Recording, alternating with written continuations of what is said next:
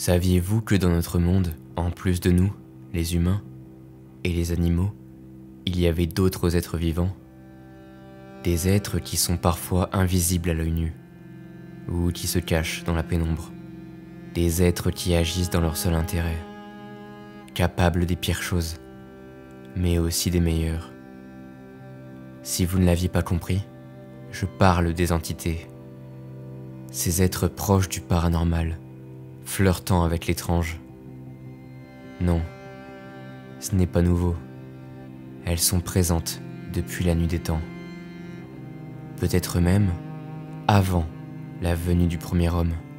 Et de nombreux événements se sont produits à cause d'elles, parce que nous n'avions pas le contrôle là-dessus. Mais heureusement pour l'humanité, des organisations ont vu le jour, afin de les analyser, les traquer, et dans certains cas, les neutraliser. Je fais partie de l'une d'elles. Je suis employé au sein du bureau de l'étrange. Nous avons de nombreuses affaires, de nombreux dossiers, et nous sommes assez nombreux à travailler pour le bureau. Partout dans le monde, nous avons des agents qui veillent sur notre monde. Votre sécurité est notre priorité, et certains dossiers sont assez dangereux, en plus d'être étranges.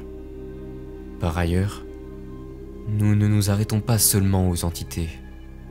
Ce monde est bien trop cruel, et à côté des monstres les plus irréels, il y a aussi les humains les plus monstrueux. On ne peut pas laisser l'humanité de côté quand on parle de crime, même si, par moments, on se demande qui sont les plus cruels. Vous le découvrirez au fil des nombreux dossiers de ce récit qui compte mes aventures. Enfin, je dis vous, mais je sais très bien que je ne m'adresse à personne, à l'autre bout de l'enregistreur.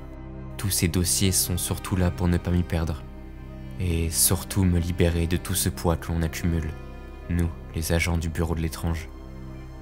C'est loin d'être le métier le plus joyeux du monde, et il m'est interdit de parler avec un psy.